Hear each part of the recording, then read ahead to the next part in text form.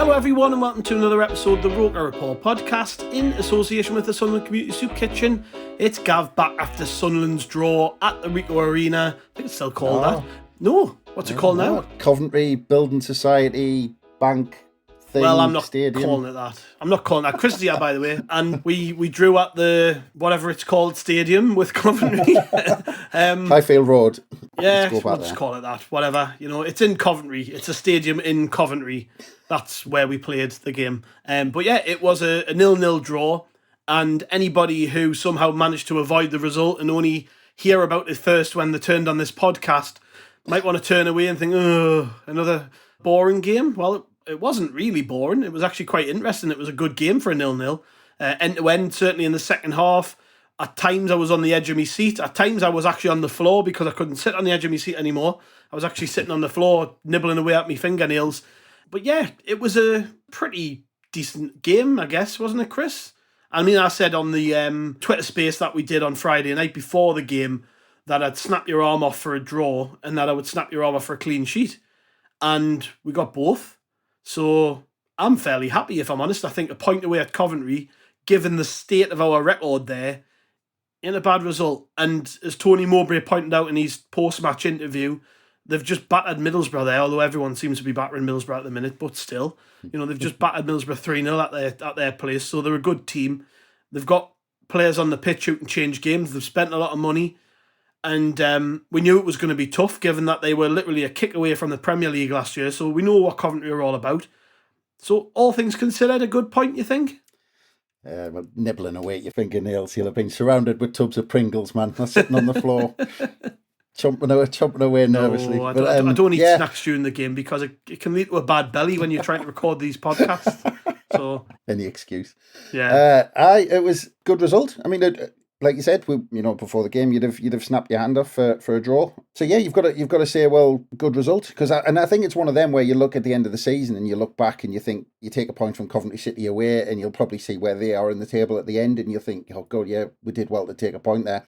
The other positive is that, in some ways, and listening to Tony Mowbray after the game, the squad especially feel this, but I think most fans who watch the game, there's a slight feeling that we could have taken 3 points. I think at times you're watching the game and you thought, it's there for the taking, but it started off quite cagey and it ended up this game of basketball going kind of without anybody in the middle of the pitch. It went all strange. The tempo of the game was all strange. I know Mowbray mentioned how warm it was in Coventry. I mean, I'm down in Sheffield, and it's a bit of it's kind of overcast and all that sort of stuff. It's not exactly roasting today, but he said it was warm in Coventry, and it looked that way by the way the players were playing. They looked absolutely knackered by the end, but it wasn't a particularly quick game. It was just a really, really strange game. And either side, I think actually, if you listen to Mark Robbins, which I haven't after the game, I imagine he sounds pretty similar to Tony Mowbray. He'll probably think they could have taken all 3 points as well. It was one of those strange games. Yeah, that was my assessment of it, that if either team had a bit of quality, that it probably would have been a 1-0 win either way. It could have went either way. And I think in the end, a draw was probably the fair result. But Coventry, considering they've spent money on their team, yes, they've lost quality, but they've spent money on their team. I think if I was a Coventry fan, I'd feel more disappointed than we do, because they've just spent somewhere between 15 and 20 million on two centre forwards who were nowhere near it today. I mean, Ellis Sims started the game. We know all about Ellis Sims, but I thought Dan Ballard had him in his back pocket. I thought he was nowhere near. And you look at Luke O'Nine's performance. The pair of them in the second half were brilliant, I thought. And particularly O'Nine's come under a bit of scrutiny recently because Mowbray's publicly supported O'Nien in the decision to start him over Danny Bard, who's a really popular player. He was voted Fans Player of the Year last year. And with that comes a bit of pressure, because then O'Nien needs to deliver and prove that he should be starting games ahead of somebody who we all know brings quality. And I thought, first half, mainly, actually, when every time Coventry were launching the ball into the box and giving us problems, it was O'Nien whose head was in the way. I thought the pair of them were brilliant, the two centre-halves, and that was a real positive for me, that against some quality players, I do think Ellis Sims is a quality player. Hadji Wright's an international who's scored goals in other leagues and stuff, but he's a good player. Matt Godden is a goal. Mowbray mentioned all of these players in his post-match interview, because they've got goals in them, and I think a big part of the reason we got the point was due to our defenders who played fantastic. Yeah, no, it's a great point, and you're absolutely right. And that's got to be a positive for us in a way, and I'll come on to defence in a minute, but also, if you look, we went there and got a goalless draw, but we're saying, oh, there's a tinge of disappointment that we didn't go on and win the game, but we know in the back of our minds that we still haven't got that kind of finalised squad that we're going to move forward with for the rest of the season. And, you know, we've almost got a makeshift...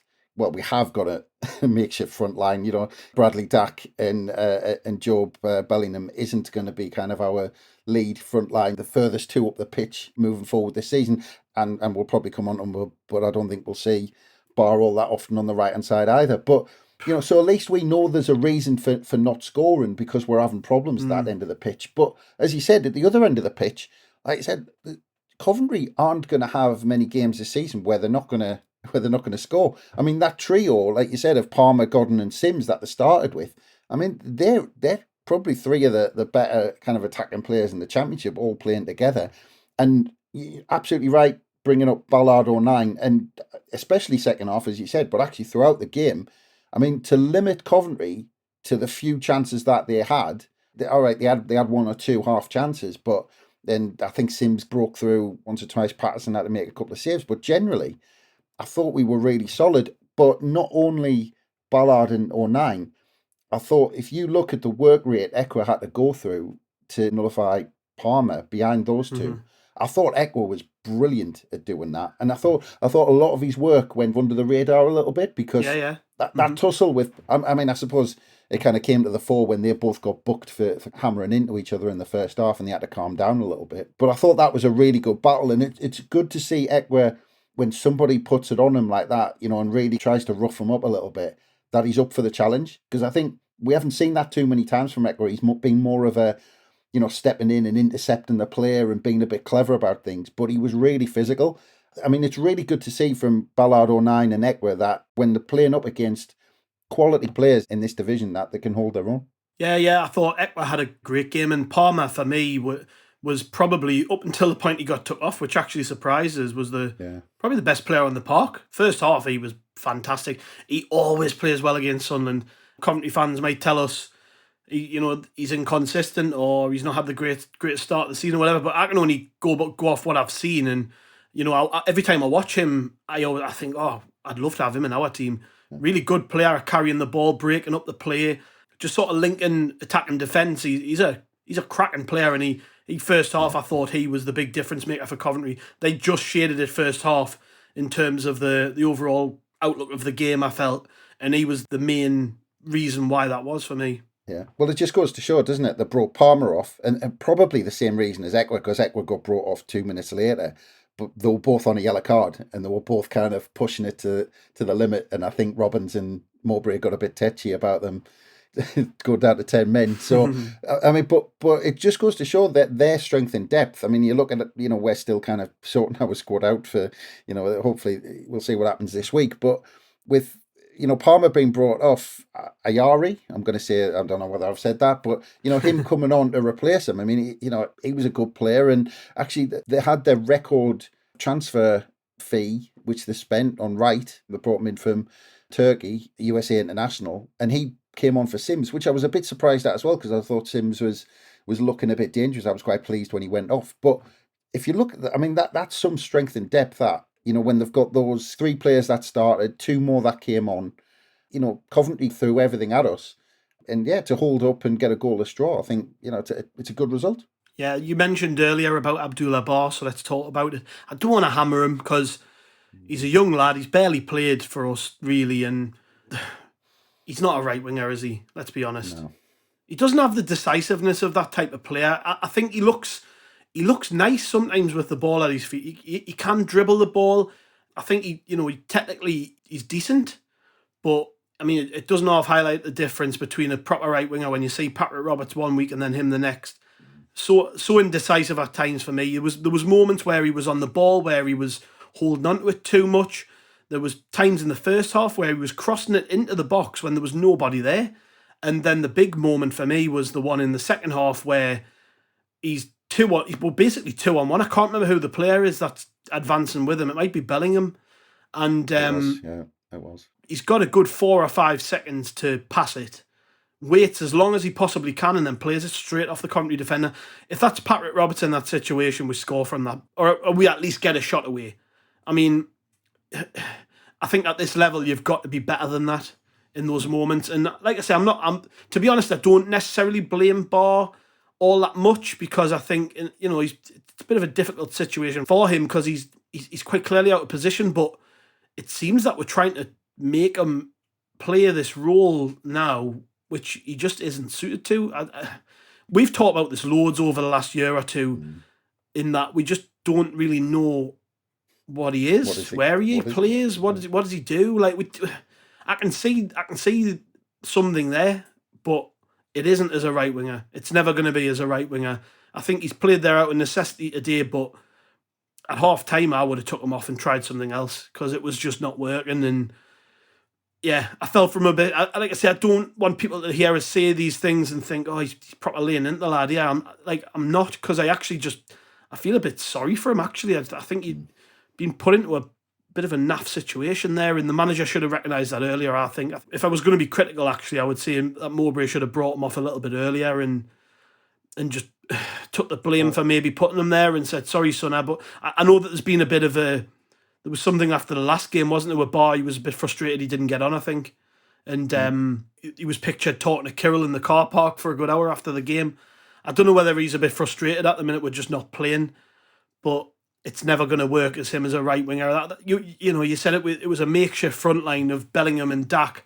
I don't think that really worked, but I don't think it helped that Barr was out there on the right either.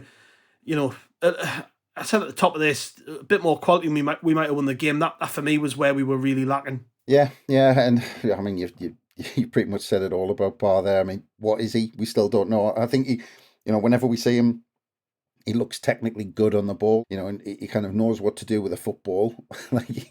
But I don't know. It seems like when he comes into a 11 against 11 game, he doesn't know where he should be. I genuinely think he looked lost at times. And I kind of suggested when we were talking on Spaces that maybe if we were going to put him in for Roberts, that we should maybe change the shape and maybe have Barr more centrally and kind of maybe not kind of have an out-and-out right winger, and we could have went to wing backs and played Barr centrally or something like that, something a little bit different.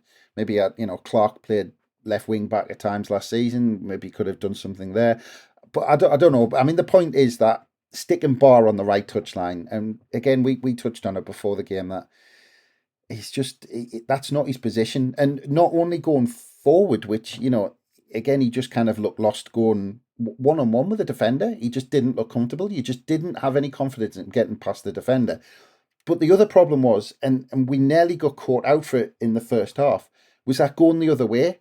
Barr did not have a clue what his responsibility was on the right-hand side, and we nearly got caught out. I mean, Hume was virtually on his own, and there was times when there was a player making an overlap, and Hume was just on his own. He was split by two players because Barr was out of position, and there was times when even when Barr got back, he was just ineffective. He might as well not have been there at times.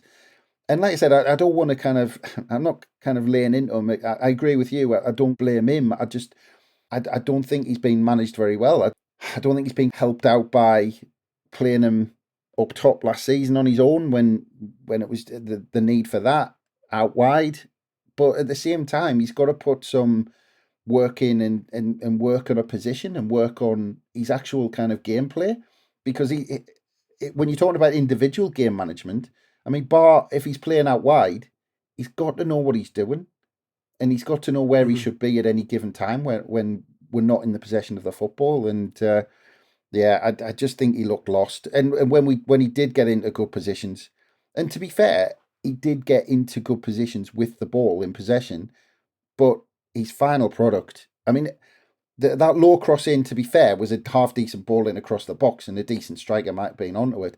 But the one which he just smashed across the face of goal, and the one you mentioned where Job was waiting in the middle for a simple pass and he was completely free in the middle. Yeah. I'd like to say, I'm struggling not to go in too hard, but I'm struggling to see where Barr goes from here, to be honest. Well, yeah, I mean, we've got one more game, I think, and then Roberts will be back. I think the Southampton game next week, he's definitely out of that one.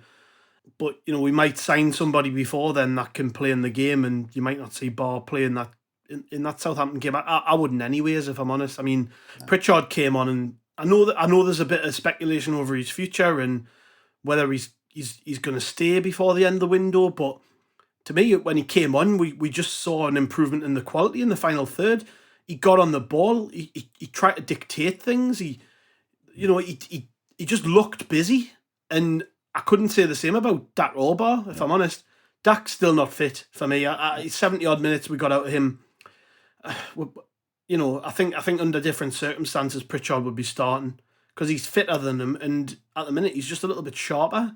And I would have liked to have seen Pritchard on the pitch a little bit earlier. The other subs he made, he brought on Huggins, and I think he played centre mid.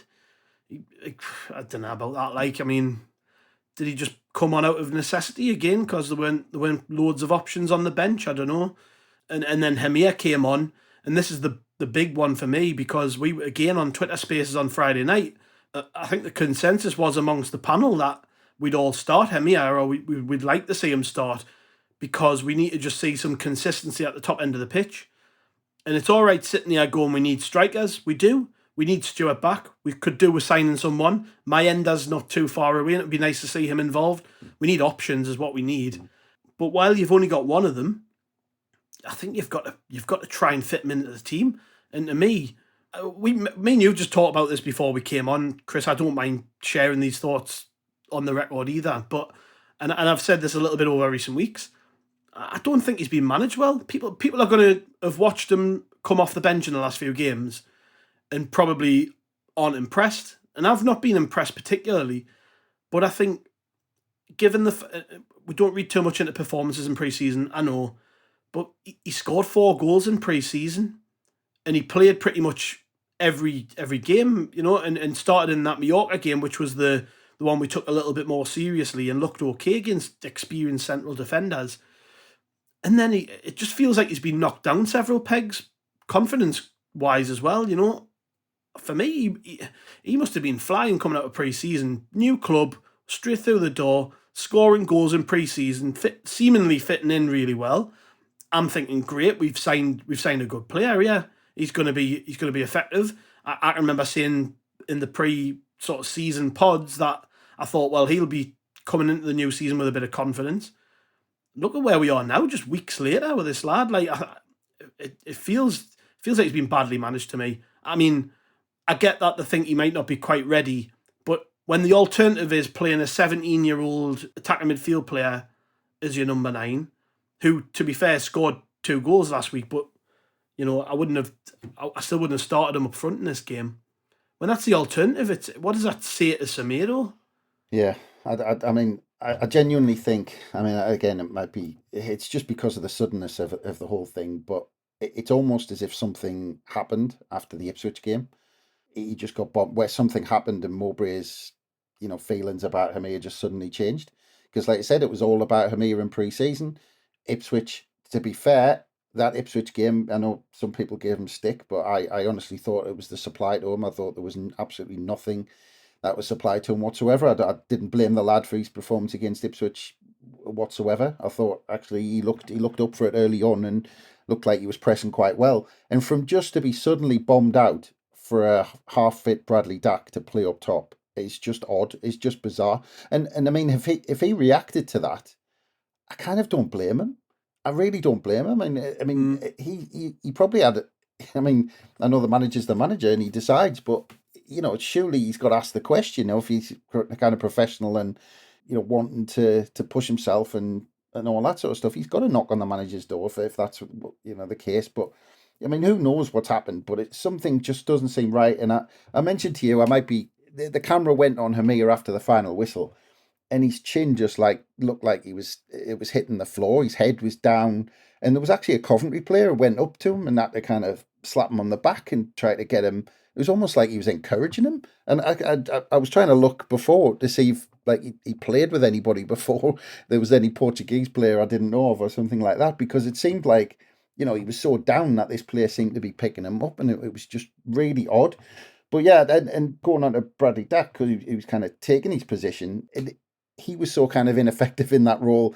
he had to swap with a 17-year-old. But for me, when Pritchard came on, Pritchard did more in 20 minutes than Dack did in 70. And I know there's things going on with Pritchard and who knows what's going to happen there. But for Pritchard just to come on those last 20 minutes when Dack, for all he was trying things, and there was a couple of balls over the top to Bellingham, which were pretty close. But other than that, he didn't get on the ball enough. And yeah, I mean, Pritchard looked sharper than him. But the other thing, I mean, going on to just, you mentioned Huggins, and when Ekwa came off and trying to put someone in that central midfield. I mean, people at the minute, all the focus is on a striker. I think we desperately need a central midfielder, because at the minute you've got Dan Neil and Ekra in there as players who can play central midfield, and I'm not talking about that advanced role that we've got all those players who can play there, like Dack, like Pritchard, like Bellingham, like players who can sit and win the ball and do the dirty stuff in the middle of the park.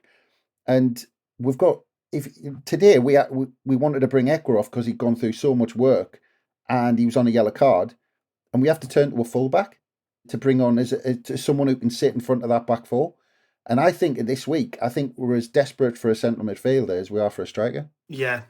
And I know we said before we recorded we would avoid the transfer talk, but as a general, yeah, we do. We need a central midfielder. I'm quite happy to go forward with Neil and Ekwa as the first choice pair. I think long term that has to be the pairing. They do complement each other really well. You can see them both improving. I've definitely seen improvement in Dan Neil in the last couple of weeks. I think he's played. I mean, that was his best performance for a long time. Definitely my man of the match. I thought he was really good. Pierre Ekwa, to be honest, since he came into the team end of last season, I think he's been fairly consistent.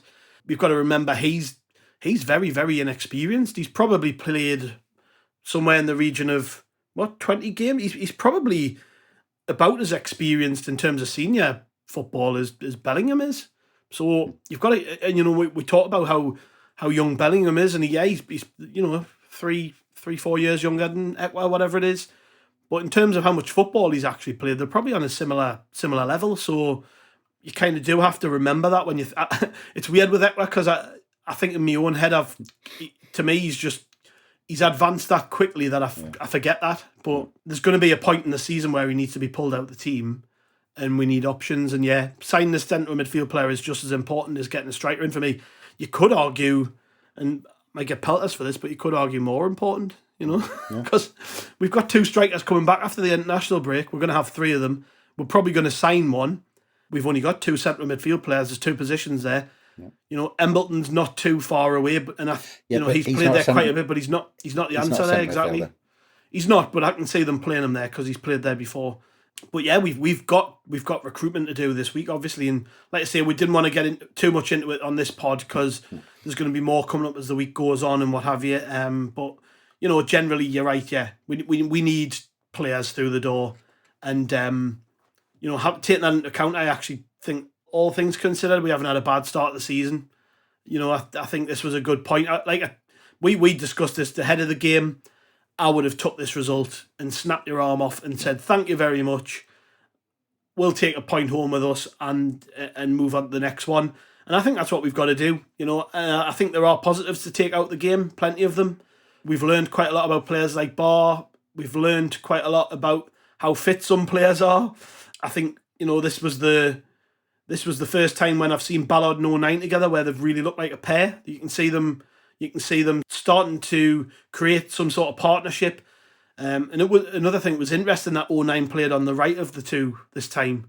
He has previously played on the left of the defence, but he's played on the right today and he's done magnificently. So I'm over the moon with the point. And yeah, let's move on. Let's move on to the next game. And by the time we play Southampton, let's hope we've got a handful of players in who can maybe feature in that game and give us the boost, because that's going to be a tough match, isn't it? So yeah, I think all things considered, Chris, we're happy with that. Yeah, we're happy to just take the point and move on. Yeah, definitely. I mean, we would have, as we said, taken it beforehand. It's a good, like I said, I'm convinced we'll look back at it as a good point. But it's just the 4 points out of the last 2 games would have looked a lot better if we're taking 2, 3, 4 points out of the first 2 games, wouldn't it? That's the kind of frustration at the minute. But I mean, you're talking about the start we've had and what we're learning, and you're absolutely right. And actually, in some ways, as frustrating as the transfer window is that it goes into the season, I think actually it might have helped us, because we've seen some of these players, how they've reacted to, first team football. We've seen the actual problems we've got. We've seen where we're short purely because of games. That might actually lead to us, doing maybe something different that we wouldn't have done before the Ipswich game. And I'm, and we talked about, we'll see where we are for the Southampton game, and I'm convinced. I mean, we'll see what happens, but I'm convinced they're waiting for famous last words, but like an Ahmad goal to come off, and I'm convinced there's something that they're waiting for, because actually, if you look at the Coventry game, it stood out to me that a lot of what happened in the game against Coventry wasn't that different to what happened in games last season. And what happened was, quite often, Ahmad masked quite a few issues that we had in the final third, because there was games where we couldn't break teams down and we were struggled against them. We weren't creating that many chances. And then Ahmad would do something, or Ahmad would work with Roberts on the right hand side, and they'd do something amazing, or Ahmad would ping one in from 25 yards, or he would produce something. And I think Ahmad masked so many issues last season that we have to try and solve them. And at the minute, we're still trying to work out how to do that, and we're still trying to work out who the players are to get those goals, to open that door when we're struggling to get that opening goal. Because we're the type of team, when we get ahead, we actually then build up in confidence and we win quite comfortably. It's just getting that opener and breaking teams down to start with. Yeah, well, we'll round off with some 3-word reviews from the Roker Report Twitter page. We'll start off with Eddie J. Campbell, who says, good away point. CL says, Coventry jinx endless. Yep, still without a win at Coventry since 1985. That continues on for at least another year or so. Yeah, we'll take it. David, who is at Die73, says, good away point. Martin Parker says, he's got 2 for us. Strikers score goals and goals win games. Steve Richardson, lacked cutting edge. Old Papa Mowbray, Ballard's big bollocks. Like that alliteration. Glenn Fez says, nout up top.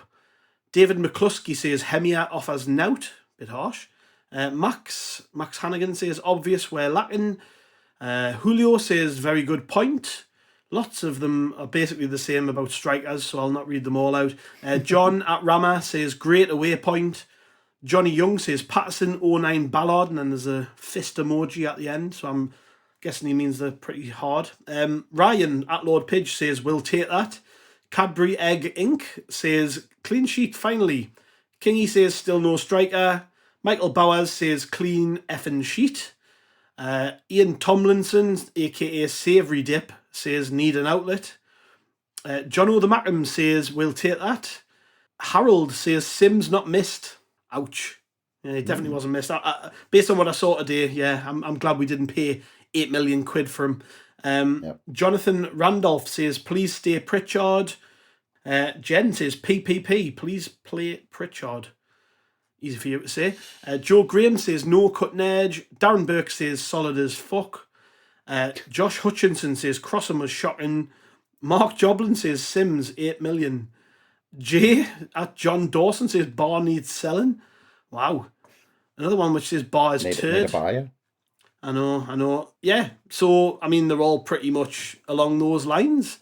Not as many positive ones as I was expecting. Maybe we're just really positive, Chris, and maybe we're out of touch. And, you know. I don't know. I think Coventry are a good side. Good point for me. Yeah, good point. Okay, we'll be back later in the week with something, I'm sure. It's a bit of a weird week with us having the transfer deadline on the night before the Southampton game. So what we do between now and then, I don't know. Just keep an eye on our Twitter page for more Roker Report content. We're going to have stuff on the website every day throughout the week, as we always do. Articles from fans just like you and me. If you want to write something, actually, you can email us, rokerreport@yahoo.co.uk. Drop us an article if you want a blog to go up on the website. We're very happy to publish anyone's opinion, even if it's extreme, as long as it's within the boundaries of taste and all the rest of it, you know. On Friday night, on deadline day, we'll be doing a Bonza edition of the Roker Report Friday Night Live. We'll probably be going live around about 7 o'clock, which is an hour earlier than we normally do, taking you through the final hours of the transfer window, reacting to things as they go on and as they happen, as we do every single transfer window. So make sure you catch us over on the Roker Report Twitter page for that. If anybody doesn't know what a space is, it's basically a live podcast. They are available to listen back to afterwards as well, but you can listen in live. So while you've got Sky Sports News rolling on your TV, just stick it on mute. Put us on your smartphone or your PC and listen to us as we react to all the news coming through from the Championship, the big transfers going on in the Premier League, and of course whatever happens at Sunderland, if anything does happen. The last transfer window now happened on deadline day, and we still managed to make it quite entertaining. So the other caveat is that you can get involved as well. So you can hit request to speak, and you can get involved in the chat, and you can be a part of the show. So why not do that? Anyways, I've talked quite a lot there, and if you're still here, thank you very much. Thank you, Chris. Thank you as always, mate. And thank you to the listeners. We'll catch you next time.